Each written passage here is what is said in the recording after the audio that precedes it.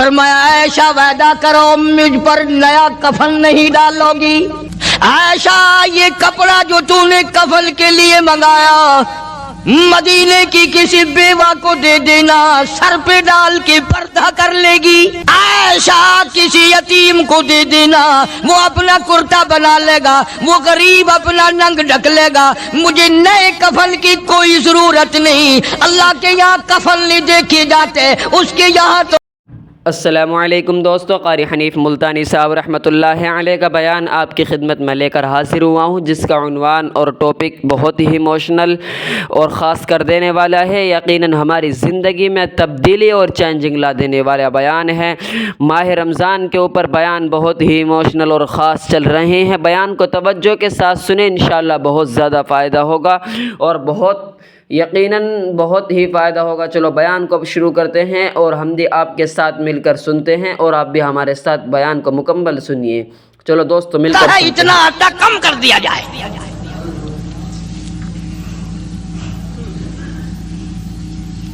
تم کیا جانو ابو بکر کون ہے؟ کبھی کسی بوڑھی نے، کبھی کسی بہو نے، کبھی کسی نے دھی نے کہا کہ آؤ آج ابو بکر صدیق کی نیاز پکاتے ہیں۔ نظر اللہ نیاز حسین، نبی کے یار کا نام نہ لینا کبھی بھی۔ امام الانبیاء محبوب کبریا حضرت محمد مصطفیٰ صلی اللہ تعالی علیہ وسلم نے فرما دیا، او لوگوں، امت کے تمام لوگوں کا میں نے احسانات کا بدلہ چکا دیا، سب کے قرضے چکا دیے، سب کے لینے دینے میں نے برابر کر دیے، پر او میرے اللہ، ابو بکر کے احسانات کا بدلہ تو دے سکتا ہے، میں نہیں دے سکتا۔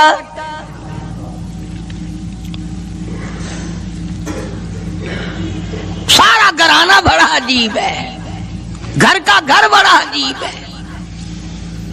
ہجرت فرما کر تشریف لے گئے نبی کریم سب کا جو صلی اللہ علیہ وسلم کی ذات اقدس کے ساتھ تشریف لے گئے۔ صدیق اکبر کا والد زندہ ہے، ابو قحافہ بوڑھا ہے، آنکھوں سے نابینا ہے، ابھی ایمان نہیں لایا ہجرت والی رات تک، بعد میں لایا ہے۔ لاٹھی کے سہارے گھر آیا، پتہ تو چل گیا نا کہ رات چلا گیا نبی کے ساتھ میرا بیٹا، اور آ کے پوتیوں کو کہنے لگا، کیوں اسما جی دادا جان، میرا تو اپنا خیال یہ ہے کوئی ٹیڈی، کوئی پیسہ، کوئی کپڑا، کوئی غلہ تمہارے لیے نہیں چھوڑ کے گیا ہوگا۔ باوجود کافر ہوتے ہوئے اس وقت تک ابو بکر کا والد مسلمان نہیں، لیکن جانتا ہے کہ میرے بیٹے کو نبی کی اتنی محبت ہے، وہ اتنا قربان ہے، وہ اتنا پروانہ ہے اور اس قدر جانثار ہے، کوئی شے گھر میں نہیں چھوڑ کے گیا ہوگا۔ سیدہ اسماء رضی اللہ تعالی عنہا، چھوٹی سی بچی ہے صدیق اکبر کی، کہتی ہے کہ میں نے ایک ہیلا بنایا، ہمارے یہاں دیوار میں ایک آلہ سا میرے والد نے بنا رکھا تھا، اس میں پیسے رکھتے تھے، تو میں نے وہاں یہ مٹی کے ٹوٹے ہوئے برتنوں کے ٹھپر ڈال دیے اور اوپر کپڑا ڈال دیا، اور میں نے اپنے دادا سے کہا، نہیں دادا جان، اب کے تو ابا جی نے حد کر دی، بہت سارا مال ہمارے لیے چھوڑ کے گئے ہیں۔ انہوں نے کہا، بیٹی میرا یقین نہیں پڑتا، وہ نبی کے بغیر ایک پیسہ تو کیا وہ اپنی جان پیچھے رکھنے کو تیار نہیں۔ انہوں نے کہا، نہیں دادا ذرا آؤ تو صحیح۔ کہتی ہیں کہ میں نے اپنے دادا کا یوں ہاتھ پکڑ کے، دکھتا تو تھا نہیں، اس کپڑے کے اوپر پھیر دیا کہ دیکھیے یہ آلہ ہے نا، یہ تاک ڈالا کہ سب بھرا پڑا ہے۔ یہ کہنے لگا، اچھا بہت اچھا کیا، تمہارا گزارا ہو جائے گا، مجھے بڑا فکر تھا، مجھے بہت پریشانی تھی، اب میں بے فکرہ ہو گیا کہ تمہارے لیے تمہارا ابا کھانے پینے کے لیے تو چھوڑ گیا۔ سیدہ اسماء کہتی ہیں، حالانکہ جس وقت میں نے یہ کارروائی کر کے دکھائی، ہم 2 دن کے بھوکے تھے۔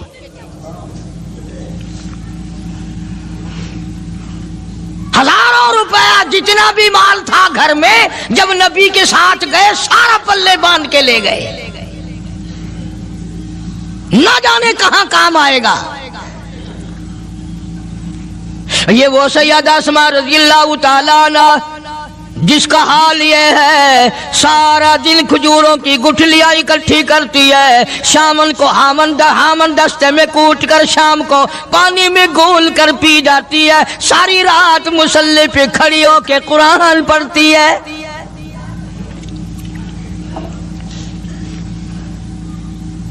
عجیب قسم کا گھرانہ ہے صدیق اکبر رضی اللہ تعالیٰ عنہ کا.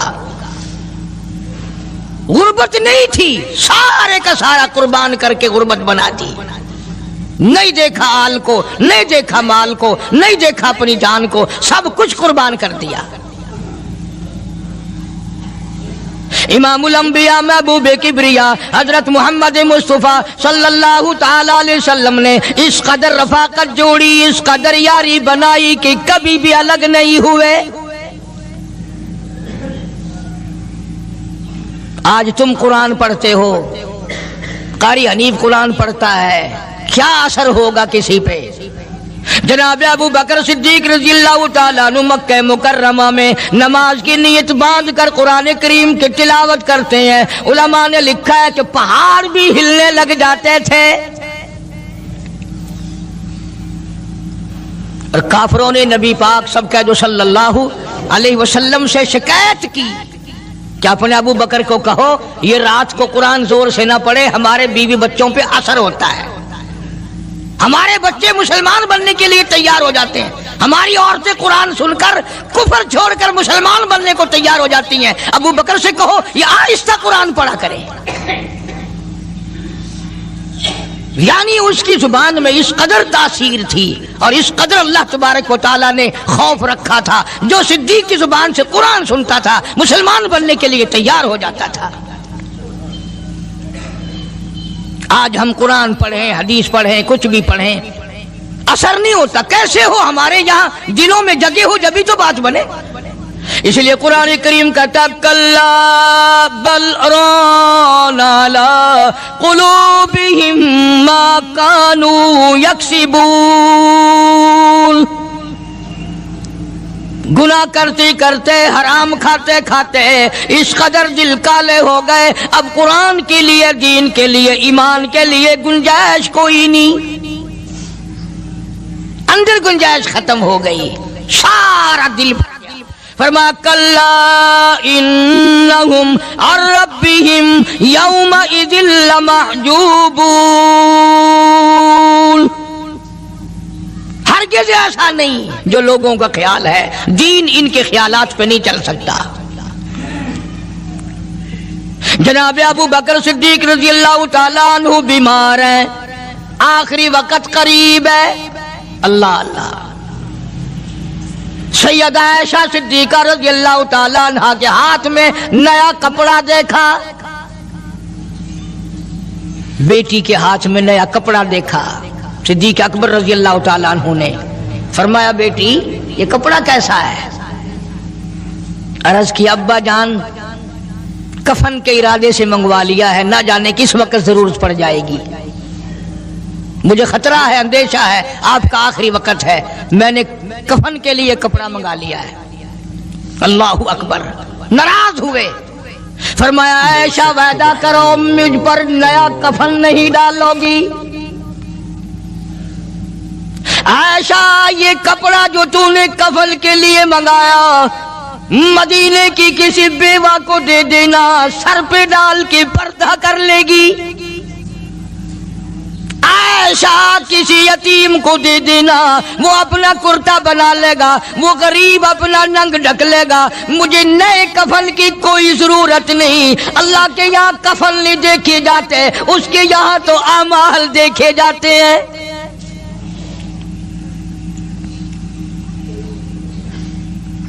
حضرت عائشہ رضی اللہ تعالیٰ عنہ نے اصرار کر دیا، ابا اجازت دے دو، اب تو میں نے منگا لیا ہے، اب تو میں نے منگا لیا ہے، دنیا کیا کہے گی؟ وقت کا حکمراں، وقت کا بادشاہ، نبی کا جانشین کو کفن بھی نہیں ملا. پھر دوسرا رخ اختیار کیا ہے صدیق اکبر سب کا جو رضی اللہ تعالیٰ عنہ. فرمایا عائشہ او میری بیٹی، نبی کریم صلی اللہ تعالی علیہ وسلم کا آخری وقت تیری گود میں آیا، تیرے سامنے آیا، تو نے آقا مدنی صلی اللہ علیہ وسلم کا آخری وقت دیکھا. حضرت عائشہ رونے لگی، ہاں میں نے دیکھا، سب کچھ مجھے معلوم ہے، پر عائشہ شہنشاہ کائنات کا کفن بتا. اس مدنی کریم صلی اللہ علیہ وسلم کا، دو جہان کے بادشاہ کا، یتیموں کے وارث کا، بیواؤں کے سہارے کا، دو جہان کے سردار، دو جہان کی رحمت حضرت محمد کریم صلی اللہ علیہ وسلم کا کفن بتا۔ حضرت عائشہ رونے لگی، عرض کی ابا جان جن کپڑوں میں سرکار اس دنیا سے تشریف لے گئے ان کپڑوں میں 12 پیوند تھے، 12 ٹاکیاں تھی۔ فرمایا عائشہ پھر تیرا کیا خیال ہے، میرا محبوب ٹاکیوں میں گیا ہو میں نئے پہن کے جاؤں؟ جن کپڑوں میں میری وفات ہو یہی میرے کفن میں استعمال کرنا،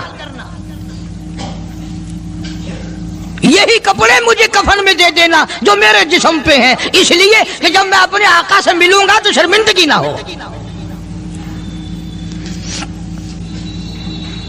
اور آج ذہن یہ ہے کہ میت کے کپڑے کو ہاتھ بھی نہ لگانا، پہننا تو درکنار، ہاتھ لگانے کو تیار نہیں، گھر میں رکھنے کو تیار نہیں، یوں لکڑی سے اٹھا کر پرے پرے پھینکتے ہیں، آگ لگاتے ہیں، نہلانے والے کو دے دیتے ہیں، وہ بھی نہیں پہنتا، یوں ہی گلیوں میں نالیوں میں پھینک جاتا ہے۔ نہ تیرا باپ مرا، جب تجھے نفرت ہے کپڑوں سے، مردہ نوانے والے کا وہ ماما لگتا ہے، وہ کیوں پہنے؟ عرض کرنے کا مقصد یہ کہ ان حضرات کی زندگی تو دیکھو، اور وفات شریف سے پہلے 2.5 برس جو وظیفہ لیا، جو تنخواہ لی سرکاری خزانے سے، خیبر کی زمین بیچ کر صدیق اکبر رضی اللہ تعالیٰ عنہ نے 2.5 برس کی تنخواہ کا حساب کر کے وہ ساری تنخواہ جو لی تھی بیت المال میں واپس داخل کر کے پھر دنیا سے رخصت ہوئے۔ جو تنخواہ لی تھی 2-2.5 سال میں وہ ساری کی ساری واپس کر دی جناب ابو بکر صدیق رضی اللہ تعالیٰ عنہ نے، کہ میں مسلمانوں کا پیسہ کھا کے نہیں مرنا چاہتا، چاہے تنخواہ کے طور پر تھا، کل قیامت میں میرے لیے رکاوٹ نہ بن جائے۔ آج مجھے اور آپ کو تو یہ تلاش بھی نہیں کہ اپنا حلال کے پیسوں سے کفن تو بنا کے رکھ لیں۔ ایئر کنڈیشن کا ہر وقت ذکر ہے، گھر میں ہونا چاہیے، فریج ہونا چاہیے، پنکھے ہونے چاہیے، یہ ہونا چاہیے، کار ہونی چاہیے، موٹر ہونی چاہیے، یہ ہونا چاہیے، اور کبھی گھر میں یہ ذکر بھی ہوا کہ حلال کا کفن بھی ہونا چاہیے۔ وہ کدھر سے آئے گا؟ اس کے لیے کون انتظام کرے گا؟ کون ہم نے گھر میں پیدا کر رکھا ہے جو اس وقت یہ بات دیکھ کر کفن لائے گا؟ اس لیے قرآن کریم نے اعلان کر دیا، لوگوں اپنا سب کچھ پاک صاف بن کے دنیا سے جاؤ، اپنا بدن بھی پاک ہو، عمل بھی پاک ہو، پیٹ بھی پاک ہو، کفن بھی پاک ہو۔ ان ساری میں وہ بات کرتا ہوں جس سے نہ دیوبندی بچے، نہ بریلوی بچے، نہ شیعہ بچے، نہ سنی بچے۔ موت کا جھٹکا تو سب کو لگنا ہے نا، اور ایسا لگتا ہے لاکھوں برس تک منہ کڑوا رہتا ہے۔ جناب صدیق اکبر رضی اللہ تعالیٰ عنہ نے وہ تنخواہ جو لی تھی ساری زندگی میں وہ بھی بیت المال میں واپس کر دی، اور تمام کے تمام لوگوں کے حقوق چکا دیے۔ باقی جو بات رہی وہ سیدھی کمتر مرحوم کہتا ہے، اجاں صدیق دا اسلام تے قرضہ بقایا ہے، اجاں صدیق دا اسلام تے قرضہ بقایا ہے، جتا جس دے ہاتھوں اس آخری زمین دسایا ہے، وصولی دا نہ چنتا نہ لکھوایا صحابہ نے۔ مدنی کریم صلی اللہ تعالی علیہ وسلم کے جانثار، نبی کا یار، نبی کا وفادار، ہر وقت کا ساتھی، اسی غم میں رہتا ہے۔ اور وصیت کی کہ مجھے غسل دینا، میرے انہی کپڑوں میں دفن کرنا، اور فرمایا میرا جنازہ اٹھا کر حجرے مبارک کے سامنے لے جانا، حجرے عائشہ کے سامنے لے جانا، توجہ کرنا، نیند نہ کرو۔ اور یوں فرمایا نبی پاک صلی اللہ علیہ وسلم کی جہاں قبر شریف ہے، حضور کا حجرہ ہے، روضہ ہے، دروازے پہ کھڑے ہو کر آواز لگانا، کالی کملی والے صدیق آ گیا ہے۔ فرمایا اگر اجازت ہو تو اندر دفن کرنا، اور اگر اجازت نہ ہو تو جنت البقیع میں لے جانا۔ علماء کہتے ہیں کہ جب میت کو جا کر کے روض اقدس صلی اللہ علیہ وسلم کے سامنے رکھا اور آواز لگائی تو دروازہ خود بخود کھل گیا، اور آواز آئی دیر نہ کرو، محبوب کو محبوب سے ملا دو۔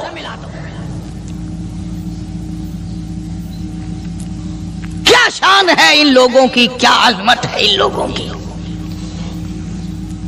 ساری زندگی اس محبت میں، عظمت میں، اکرام میں گزاری جو اس کائنات میں کوئی اس قدر اکرام کر نہیں سکتا۔ مدینہ پاک میں ایک وقت ایسا بھی آیا کہ دشمنوں نے مدینے کے گورنر کو گانٹھ لیا، اس کو رشوت دی، پیسے دیے، اور کہا کہ ہمیں اجازت ہونی چاہیے، ہم روض اقدس کو کھود کر ابو بکر صدیق اور فاروق اعظم کی لاشیں نکالنا چاہتے ہیں یہاں سے۔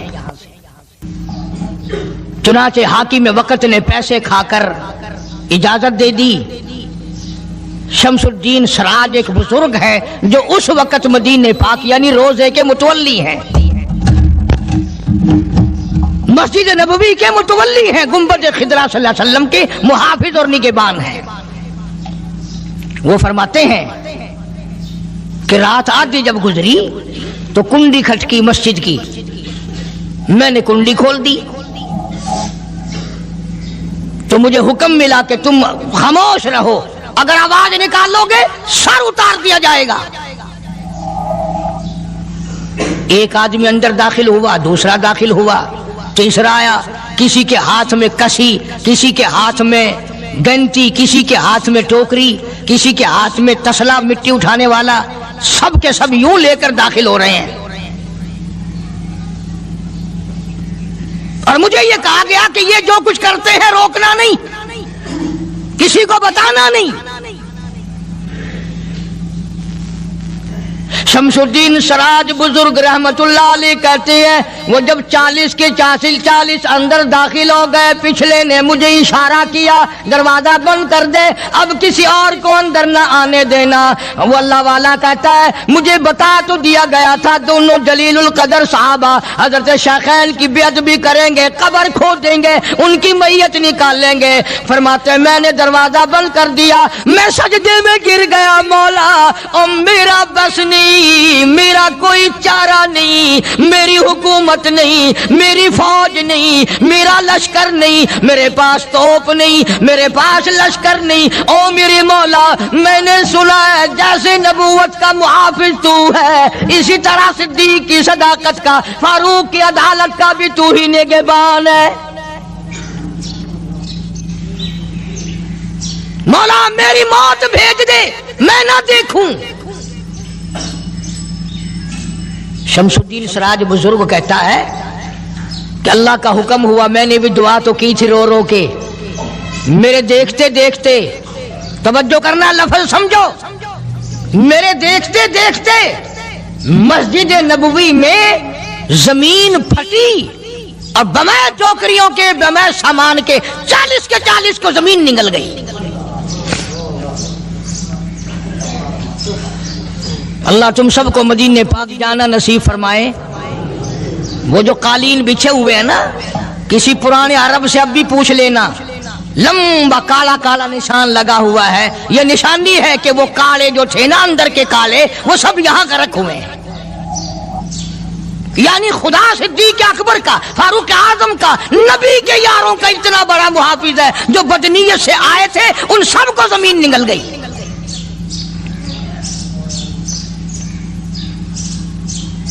ایک اللہ والا کہتا ہے کہ میں نے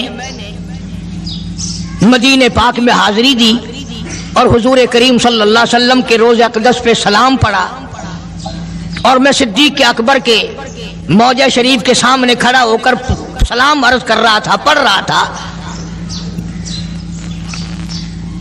میں جب واپس ہٹنے لگا تو ایک آدمی مجھے کہنے لگا آپ کہاں سے آئے ہیں؟ اس نے بتایا کہ میں فلاں جگہ سے آیا ہوں۔ کہ آپ بڑے نیک آدمی معلوم ہوتے ہیں، بڑا اچھا سلام پڑھ رہے تھے، تعریف اچھی کر رہے تھے، میرے یہاں کھانا کھانے چلو۔ اللہ والا کہتا ہے کہ میں اس کی باتوں میں آ گیا کہ چل بھائی مدینے کا آدمی ہے، مدینے کا آدمی ہے، دعوت کر رہا ہے، انکار کروں تو سنت کے خلاف، انہوں نے کہا چل بھائی، لے گیا اور وہاں جا کر ایک مکان میں اس اللہ والے کو بند کر کے کوٹلی میں اس کو زنجیروں میں باندھ کر اس کی زبان کاٹ دی. تو نے صدیق کی اتنی تعریف کیوں کی؟ اور پھر چھوڑ دیا کہ جا صدیق سے ٹھیک کرا کے دکھا. وہ پھر مسجد نبوی میں آیا، عرض کی ابا جان کفن کے ارادے سے منگوا لیا ہے، نہ جانے کس وقت ضرورت پڑ جائے گی، مجھے خطرہ ہے، اندیشہ ہے، آپ کا آخری وقت ہے، میں نے کفن کے لیے کپڑا منگا لیا ہے. اللہ اکبر. ناراض ہوئے، فرمایا عائشہ وعدہ کرو مجھ پر نیا کفن نہیں ڈالو گی. عائشہ یہ کپڑا جو تو نے کفن کے لیے منگایا مدینے کی کسی بیوہ کو دے دینا، سر پہ ڈال کے پردہ کر لے گی. عائشہ کسی یتیم کو دے دینا، وہ اپنا کرتا بنا لے گا، وہ غریب اپنا ننگ ڈھک لے گا، مجھے نئے کفن کی کوئی ضرورت نہیں. اللہ کے یہاں کفن نہیں دیکھے جاتے، اس کے یہاں تو اعمال دیکھے جاتے ہیں.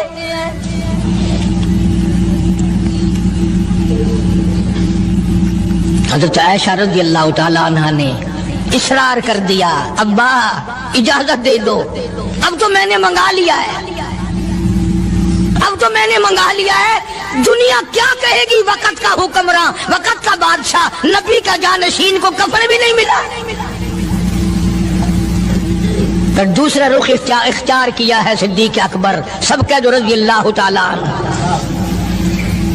فرمایا عائشہ او میری بیٹی، نبی کریم صلی اللہ تعالیٰ علیہ وسلم کا آخری وقت تیری گود میں آیا، تیرے سامنے آیا، تو نے آقا مدنی صلی اللہ علیہ وسلم کا آخری وقت دیکھا.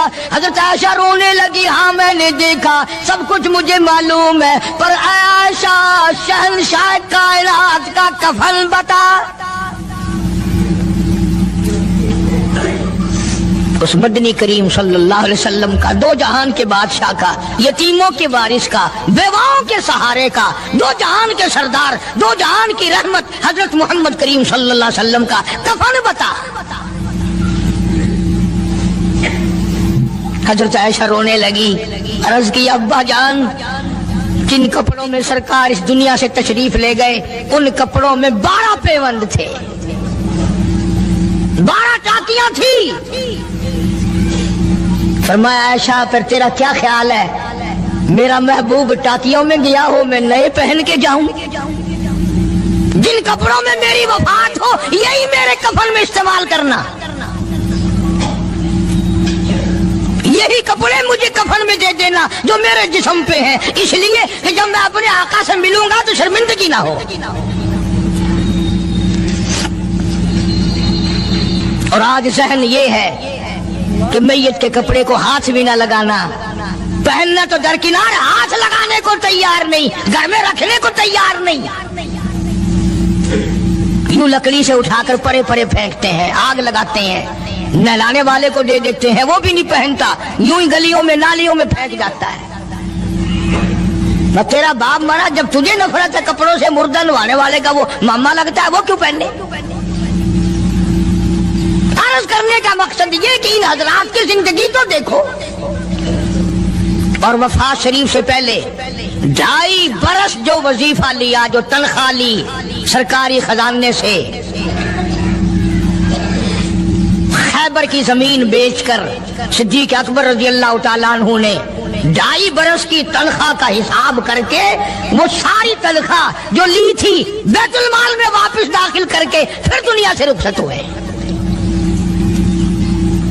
جو تنخواہ لی تھی 2-2.5 سال میں وہ ساری کی ساری واپس کر دی جناب ابو بکر صدیق رضی اللہ تعالیٰ عنہ نے کہ میں مسلمانوں کا پیسہ کھا کے نہیں مرنا چاہتا، چاہے تنخواہ کے طور پر تھا، کل قیامت میں میرے لیے رکاوٹ نہ بن جائے.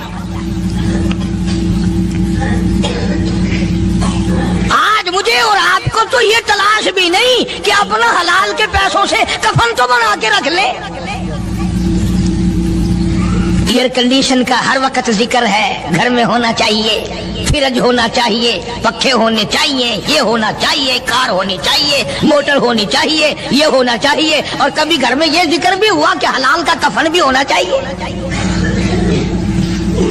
وہ کدھر سے آئے گا؟ اس کے لیے کون انتظام کرے گا؟ کون ہم نے گھر میں پیدا کر رکھا ہے جو اس وقت یہ بات دیکھ کر کفن لائے گا؟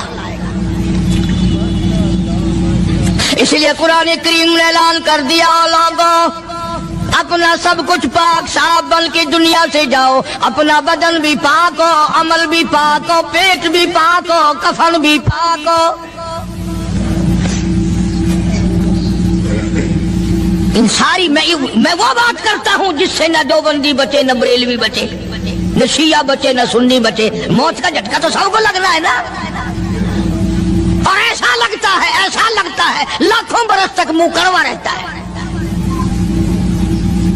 جناب صدیق اکبر رضی اللہ تعالیٰ عنہ نے وہ تنخواہ جو لی تھی ساری زندگی میں، وہ بھی بیت المال میں واپس کر دی، اور تمام کے تمام لوگوں کے حقوق چکا دیے۔ باقی جو بات رہی وہ سیدھی کمتر مرحوم کہتا ہے، اجا صدیق دا اسلام تے قرضہ بقایا ہے، اجا صدیق دا اسلام تے قرضہ بقایا ہے، جتا جس دے ہاتھوں اس آخری ضامن دسایا ہے، وصولی دا نہ چنتا نہ لکھوایا صحابہ نے۔ مدنی کریم صلی اللہ تعالی علیہ وسلم کے جانثار، نبی کا یار، نبی کا وفادار، ہر وقت کا ساتھی اسی غم میں رہتا ہے،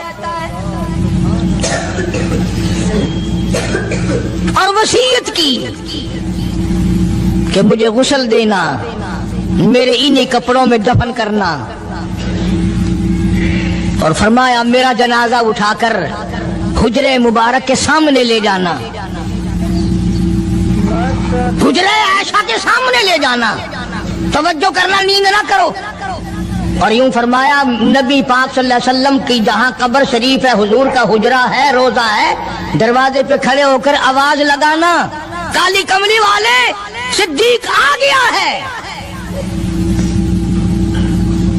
فرمایا اگر اجازت ہو تو اندر دفن کرنا، اور اگر اجازت نہ ہو تو جنت البقیع میں لے جانا۔ علماء کہتے ہیں کہ جب میت کو جا کر کے روضہ اقدس صلی اللہ علیہ وسلم کے سامنے رکھا اور آواز لگائی تو دروازہ خود بخود کھل گیا، اور آواز آئی دیر نہ کرو، محبوب کو محبوب سے ملا دو۔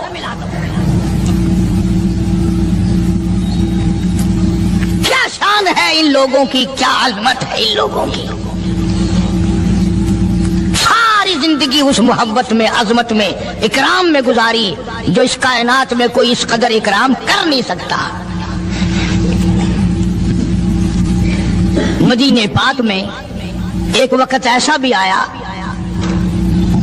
کہ دشمنوں نے مدینے کے گورنر کو گانٹھ لیا، اس کو رشوت دی، پیسے دیے،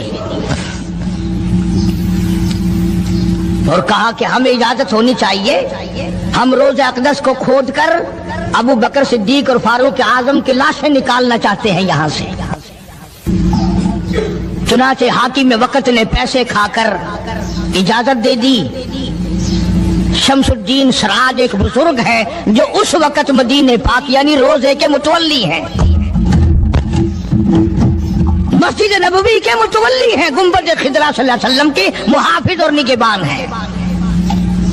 وہ فرماتے ہیں کہ رات آدھی جب گزری تو کنڈی کھٹکی مسجد کی، میں نے کنڈی کھول دی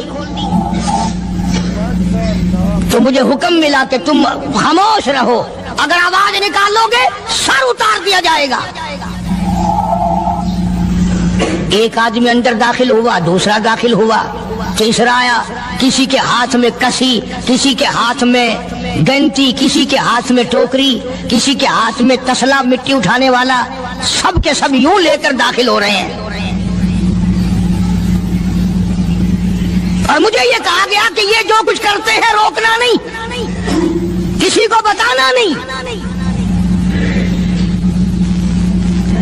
शमसुद्दीन सराज बुजुर्ग रहमतुल्लाह अलैह कहते हैं वो जब 40 अंदर दाखिल हो गए, पिछले ने मुझे इशारा किया दरवाजा बंद कर दे, अब किसी और को अंदर न आने देना। वो अल्लाह वाला कहता है मुझे बता तो दिया गया था दोनों जलीलुल कदर साहबा हजरत शेखैन की बेअदबी करेंगे, कब्र खोदेंगे, उनकी मैयत निकाल लेंगे। फरमाते मैंने दरवाजा बंद कर दिया, मैं सजदे में गिर गया, मौला और मेरा बस नहीं, मेरा कोई चारा नहीं, मेरी हुकूमत नहीं, मेरी फौज नहीं, मेरा लश्कर नहीं, मेरे पास तोप नहीं, मेरे पास लश्कर नहीं। ओ मेरे मौला मैंने सुना है जैसे नबूवत का मुहाफिज तू है, इसी तरह सिद्दीक की सदाकत का, फारूक की अदालत का भी तू ही निगहबान है। मौला मेरी मौत भेज दे, मैं ना देखूं। शमसुद्दीन सराज बुजुर्ग कहता है कि अल्लाह का हुक्म हुआ, मैंने भी दुआ तो की थी रो रो के, मेरे देखते देखते, तवज्जो करना लफ्ज़ समझो, मेरे देखते देखते मस्जिद नबवी में जमीन फटी और बमै टोकरियों के बमै सामान के 40 को जमीन निगल गई।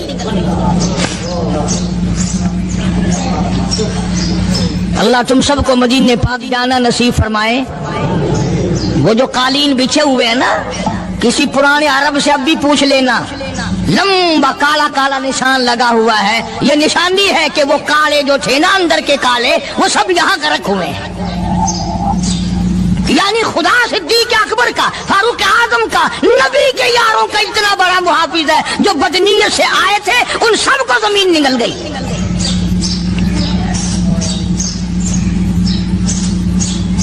एक अल्लाह वाला कहता है कि मैंने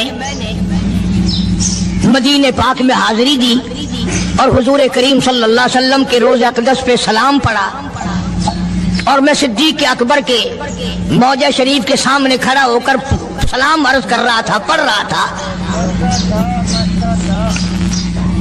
मैं जब वापस हटने लगा तो एक आदमी मुझे कहने लगा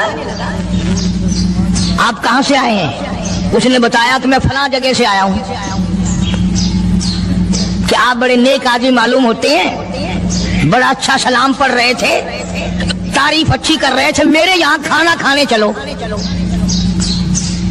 अल्लाह वाला कहता है कि मैं उसकी बातों में आ गया कि चल भाई, मदीने का आदमी है, मदीने का आदमी है, दावत कर रहा है, इनकार करूं तो सुन्नत के खिलाफ। उन्होंने कहा चल भाई, ले गया और वहां जाकर एक मकान में उस अल्लाह वाले को बंद करके कोठड़ी में उसको जंजीरों में बांध कर उसकी जुबान काट दी। तूने सिद्दीक की इतनी तारीफ क्यों की? और फिर छोड़ दिया कि जा सिद्दीक से ठीक करा के दिखा। वो फिर मस्जिद नबवी में आया। कुरान करीम में उन लोगों का वाकया अच्छी तरह से जिक्र किया गया। कौन थी एक बड़ी समझदार, अल्लाह पाक ने, और वो मछलियां खाया करते थे, मछलियों का शिकार करके खाते थे। खुदावंद आलम ने उनको आजमाया कि सारे हफ्ते में तो मछली ढूंढती ना मिले। उनको ऐलान कर दिया, खुदा ने हुक्म दिया कि तुम सारे हफ्ता मछलियां पकड़ो, बाकी हफ्ते के दिन शनिचर के दिन मछली पकड़ना हराम है। खुदा ने हुक्म दे दिया। अब 8 दिन तो मछलियां ढूंढी ना मिले और हफ्ते वाले दिन सामने कूदती फिरे। कभी बड़ी परेशानी हुई, अब किया क्या जाए। और दिनों में तो मिलती नहीं, बड़ी कम मिलती है, और हफ्ते के दिन यूं सामने फिरे। बस उनके जो आखिरी मुल्ले मुलाने थे ना, जैसे कारखानों में माल बनता है, मुल्ला के दिमाग में दीन बनता है, बैठे बैठे दीन बना लेता है। तो कहने लगा मियाँ पकड़ना ही मना है ना? कि हाँ। खाना मना है ना? कि हाँ। दरिया के बराबर में खड्डा बनाओ, उसमें पानी भरो और इन सबको धकेल कर हफ्ते के दिन उस खड्डे में ले जाओ, इतवार को काबू आ जाएगी। पढ़कर देखिए आप कुरान करीम, 9वां सिपारा तर्जुमा जिक्र कर रहा हूं, गप नहीं है। گپ سنانے والے تمہیں اور تھوڑے ہیں، میں بھی گپ سناؤں؟ فرمایا بس الہمن القریۃ التی کانت حاضرۃ البحر اذ یعدون فی السبت اذ تأتیہم حیتانہم.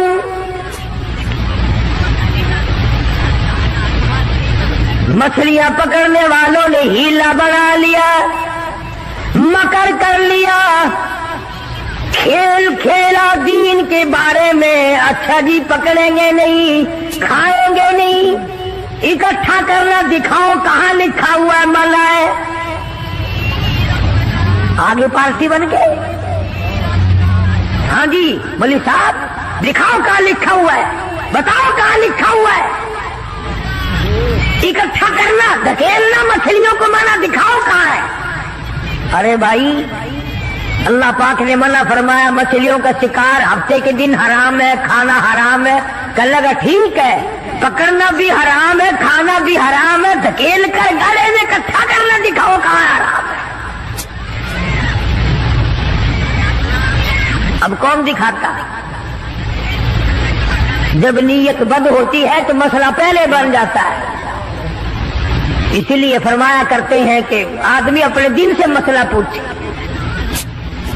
مدنی کریم صلی اللہ تعالی علیہ وسلم تشریف فرمائے، صحابہ کرام بھی تشریف فرمائے.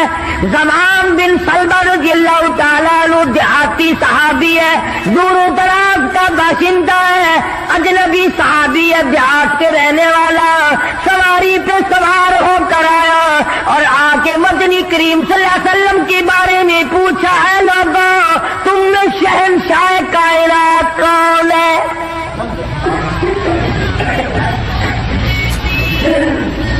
صحابہ کرام نے اشارہ کر کے بتلا دیا یہ ہے. قریب ہوا، عرض کرنے لگا آپ رب ذوالجلال کی قسم کھا کر بتائیں کیا واقعی آپ نبی ہیں؟ آپ نے فرما دیا ہاں. اس کے بعد کہنے لگا رب ذوالجلال کی قسم کھا کر بتلاؤ کیا آپ پہ اللہ کی کتاب نازل ہوئی، قرآن کریم اترا آپ پر؟ آپ نے فرمایا ہاں. ہر بات میں اس نے یہی بات کہی کہ قسم کھا کے بتلاؤ کیا آپ نے 5 نمازوں کا حکم دیا؟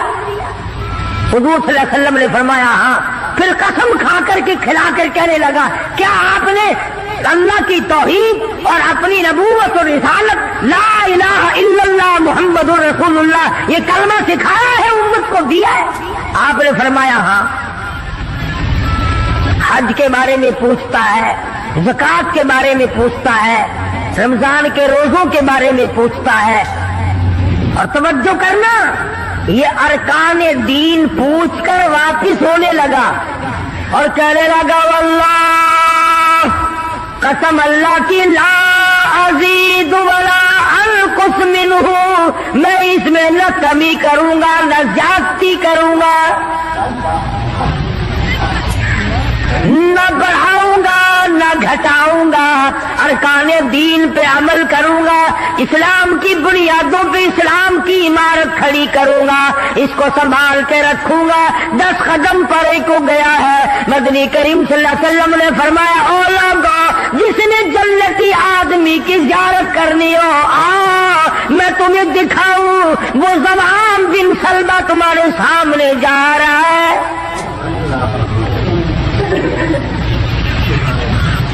اس لیے کہ اس نے قسم کھائی ہے نہ میں دین میں کچھ بات بڑھاؤں گا اور نہ گھٹاؤں گا، بلکہ جو مجھے دین کالی کملی والے صلی اللہ علیہ وسلم سے ملا ہے اس کو پورا کروں گا.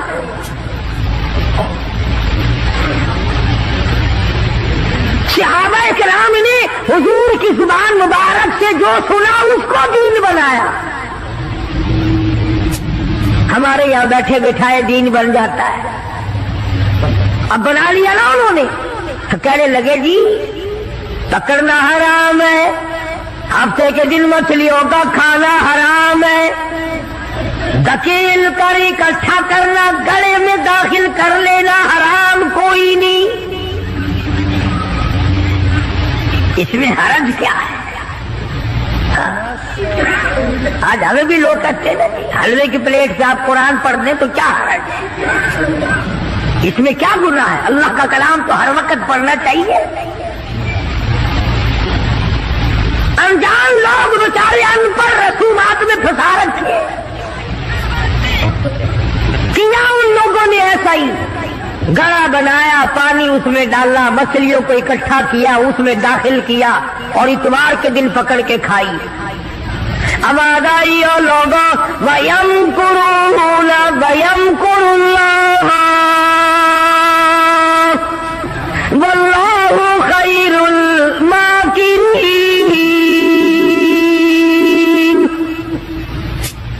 تم نے بھی مکر کیا، تجویز بنائی، میں نے بھی تمہارے لیے عذاب تجویز کر دیا۔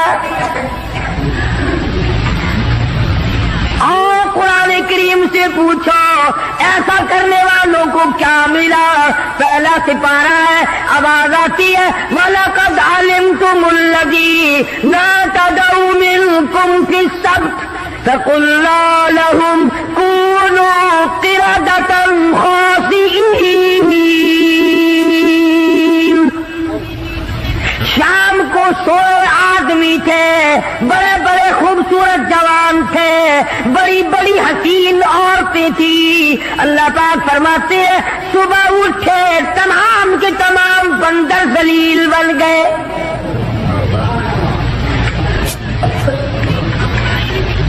شکلیں بدل گئی پروردگار عالم۔ سوئے آدمی تھے، اٹھے بندر بھولو بن گئے۔ کیوں میرے دین میں مداخلت کی؟ کیوں تم نے میرے دین کے قانون میں ہیرا پھیری کی؟ بڑے بڑے بدلے لو۔ کوئی قوم شام کو آدمی سوئے، صبح کو اٹھے تو کتوں کی شکل بن گئی۔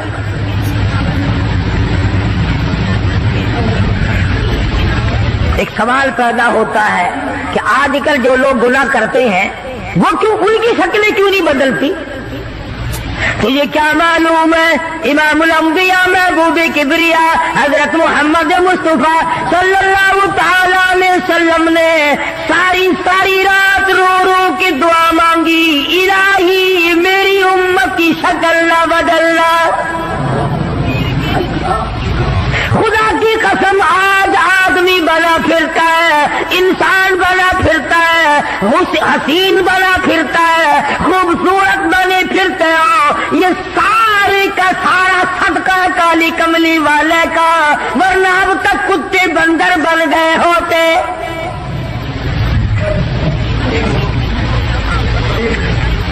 پتہ چلا کہ دین میں ہیرا پھیری اللہ پاک برداشت نہیں کرتا،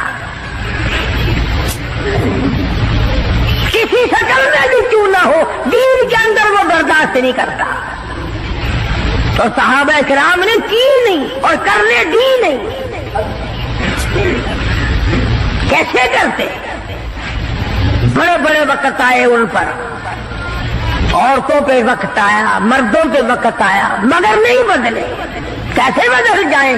سرکار کا دیدار کرنے والی آنکھ کیسے بدل سکتی ہے؟ یہ تو تیری جرت ہے کہ روزہ دیکھ کر کے بھی آتا ہے، پھر بھی بے ایمانی اور بدماشی سے باز نہیں آتا۔ ایک کو کوئی ثابت نہیں کر سکتا جس نے مدنی کریم صلی اللہ علیہ وسلم کے چہرے انور کا دیدار کیا ہو اور اسے ذرہ برابر دنیا کے اندر ہیرا پھیری کی ہے۔ اتنی جرت کون لائے گا؟ اتنی بہادری کہاں سے آئے گی جو ان حضرات میں تھی؟ سیدنا فاروق اعظم رضی اللہ تعالی عنہ جیسا جلیل القدر انسان، عظمتوں والا انسان، جب بھی وقت آتا تھا اللہ اکبر یوں ہی بیٹھے ہوئے تھے، کچھ کام میں لگے ہوئے تھے، ایک آدمی آیا اور کہنے لگا جی فلاں آدمی نے مجھے درہ مارا، مجھے بدلہ دلواؤ، فلاں آدمی نے مجھے مارا، بدلہ دلواؤ۔ چونکہ کام میں مشغول تھے، فاروق اعظم نے اٹھا کر اس کو ڈنڈا مار دیا کہ جب میں اس کام کے لیے بیٹھتا ہوں تو آتے نہیں، اور جب میں دوسرے کام میں لگ گیا تو اب آ گیا۔ وہ تو ڈنڈا کھا کے چلا گیا، فاروق کے دل کو دھچکا لگا۔ یہ تھے اللہ والے جن کے سامنے قبر اور قیامت ہر وقت تھی۔ اپنے آپ کو خطاب کر کے فرمانے لگے، عمر و فاروق و خطاب کے بیٹے، تو اونٹوں کو چرایا کرتا تھا، اونٹوں کا چرواہا تھا، آج 22 لاکھ مربع میل کا حکمراں ہے۔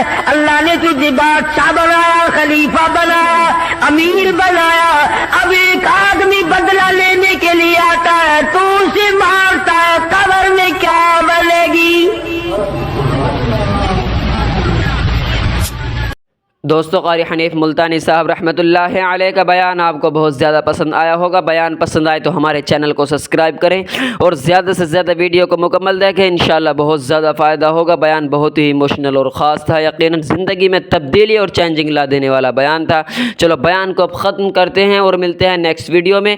السلام علیکم ورحمۃ اللہ وبرکاتہ۔